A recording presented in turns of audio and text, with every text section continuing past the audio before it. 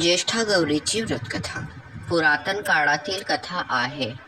एका नगरामध्ये एक नरहरी नावाचा ब्राह्मण राहत होता. तो खूप गरीब ब्राह्मण होता. तो दारोदारी भिक्षा मागत असे. मिळालेल्या भिक्षेतूनच त्याचा उदरनिर्वाह चालत असे. तो देवाची मनोभावे पूजा करत असे. कष्ट करायला तर तो कधीही मागे पुढे पाहत नसे. कोणत्याही सणासुदीला देखील त्याच्या घरी गोडधोड बनवण्यापुरतं देखील धान्य नसे. त्याच्या घरी 17 विश्व दारिद्र्य होतं. त्यामुळे तो खूप दुःखी होता. त्याच्या मनी नेहमी येत असे की आपल्याकडे देखील इतरांसारखं धनधान्याची समृद्ध असावी, आपली मुलं देखील लढाकोडात वाढावी. पण असं काही होतच नव्हतं. पावसाचे दिवस सुरू होते. भाद्रपद महिना आला.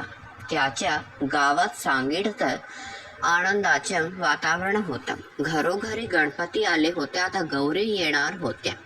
गौरी यायच्या दिवशी त्याली मुले अंगणामध्ये खेळत होती. तेव्हा त्याने पाहिलं की वाजत गाजत बायका गौरी आपल्या घरी घेऊन जात आहे. त्या बायकांचा उत्साह आणि आनंद पाहून मुलं खूप आनंदित झाली आणि त्यांनाही वाटलं की आपल्या घरी देखील आपण गौरी आणायला पाहिजे. मुलं घरी आली. त्यांनी आईला सांगितलं, आई आई आपल्या घरी गौर आण. तेव्हा मुलाचं बोलणं ऐकून ती देखील आनंदित झाली. पण थोडा विचार करून म्हणाली, मुलानो, गौरी आणून काय करू? गौरी घर आणल्यावरती तिची पूजा अर्चा करावी लागते. तिला घावन घाटल्याचा नैवेद्य दाखवावा लागतो. पण आपल्या घरात काही नाही. तुम्ही बापाजवळ जा. त्यांना बाजारातून सामान आणायला सांगा. सामान आणलं म्हणजे गौरी आणू. मुलं लागेचच आनंदाने तिथून उठली. बापाकडे आणि त्याला बोलू लागली, बाबा बाबा बाजारात जा आणि घावन घाटल्याचं सामान आणा, म्हणजे आई गौरी आणेल. मुलाचा उत्साह बघून बापानं घरात चौकशी केली.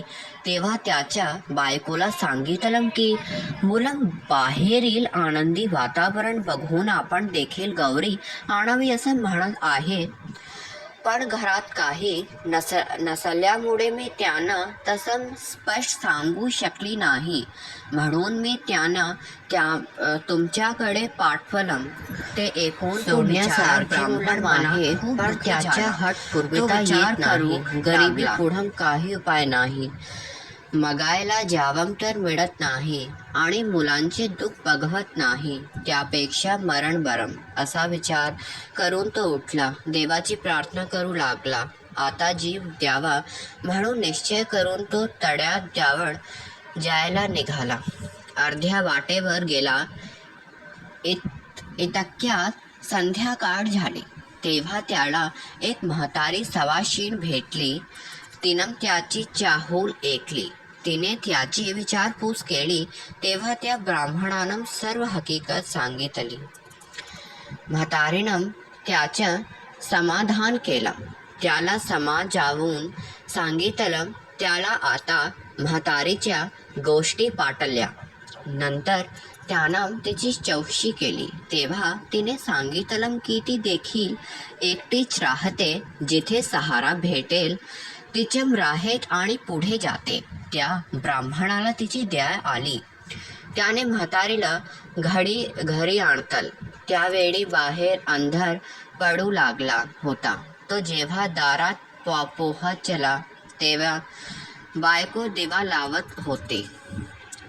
आपल्या नवऱ्याच्या सोबत एका म्हाताऱ्या आजीला पाहून तिने विचारलं, या पाहुण्याबाई कोण आणल्या? तेव्हा नवऱ्याच्या आजी म्हणून सांगितलं. तिने आजीला आदराने घरात घेतलं आणि पाणी दिलं. त्यानंतर आजीला काहीतरी खायला द्यावं म्हणून ती आत गेली आणि अंबी लकारता थोड्याफार कणा आहेत का तो पाहू लागली. आणि काय आश्चर्य, ज्यात मूठभर काळी मिळणं मुश्किल होतं ते मडक पूर्ण कण्याने भरलेलं तिला दिसलं. तिला खूप नवल वाटलं. ही गोष्ट आनंदाने तिला आपल्या नवऱ्याला सांगितली. त्याला पण खूप आनंद झाला. तिनं त्याची भरपूर पेज केली. सगळ्यांनी आज पोटभर पेज खाल्ली. त्यानंतर सगळेजण आनंदानं झोपी गेले. सकाळ झाली तेव्हा म्हातारीनं ब्राह्मणाला हाक मारली.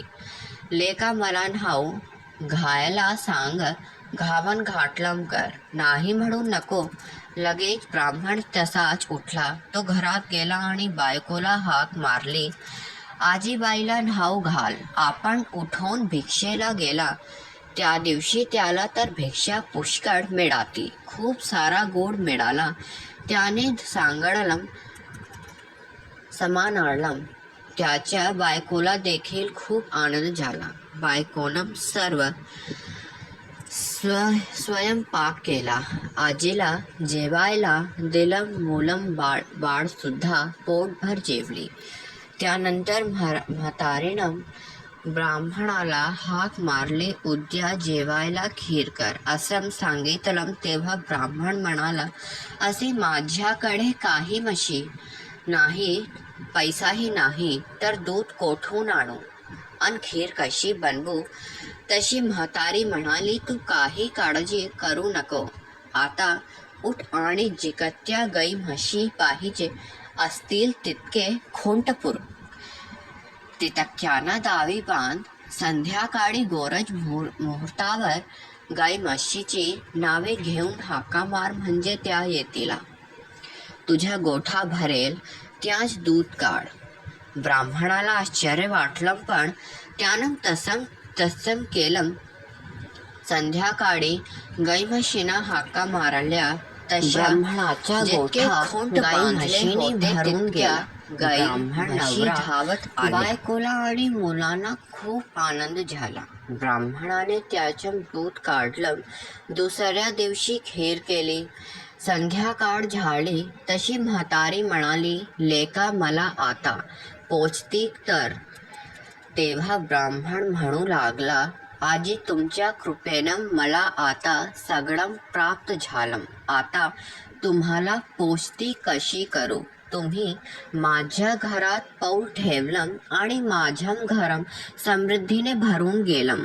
तेव्हा म्हातारी म्हणाली, तू काही घबरालू नको.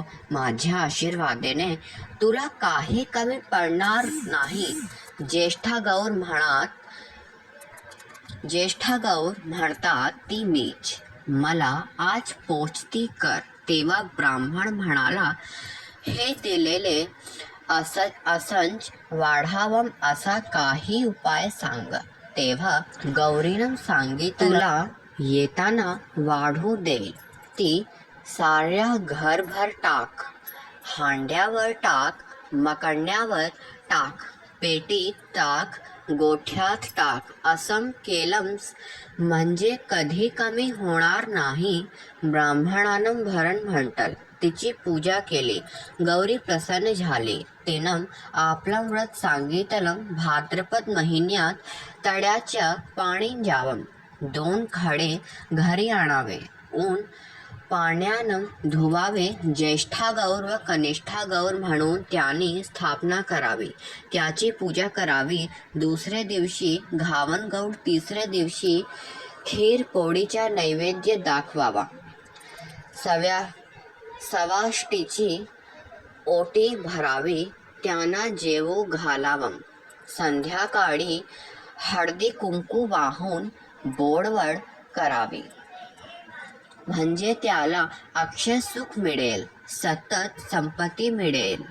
ही 60 उत्तराची कहाणी. 5 उत्तरी देवाच्या दारी गायच्या गोठी, पिंपळाच्या पारी सुफळ संपूर्ण. दुसरी आख्यायिका. समुद्र मंथन या लेखात सांगितल्याप्रमाणे मंथनातून श्री महालक्ष्मी आणि तिची बहीण श्री अलक्ष्मीचा जन्म झाला.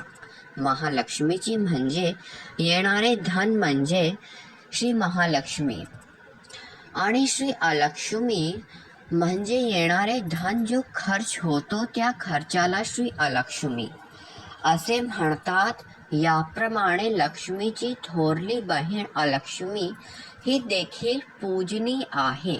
या संदर्भातील प्राचीन आख्यायिका अशी आहे. समुद्र मंथनातून अनेक रत्नांबरोबर लक्ष्मी हे रत्न निघाले. साक्षात विष्णूने श्री लक्ष्मीच्या पत्नी म्हणून स्वीकार करण्याचा निश्चय केला.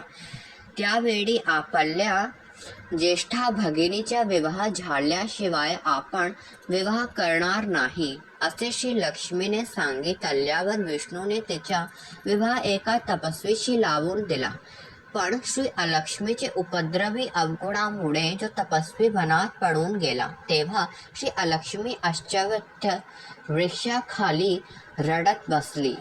तेथून श्री विष्णू जात असता त्याने तिला रडताना पाहिले. तिची हकीकत ऐकून त्याने तिचे सांत्वन केले व तिला 3 वरही दिले. पहिला वर, जिथे भक्तीचा अभाव, आळस, व्यसनाधीनता, नास्तिका, अधर्म असेल तिथे वास्तव्य करावे. दुसरा वर, शनिवारी अश्वत्थास प्रदक्षिणा घालणाऱ्यास तिने पीडा देऊ नये. तिसरा वर, दरवर्षी भाद्रपद महिन्यात ज्येष्ठा नक्षत्रावर तिची पूजा केली जाईल असा होता.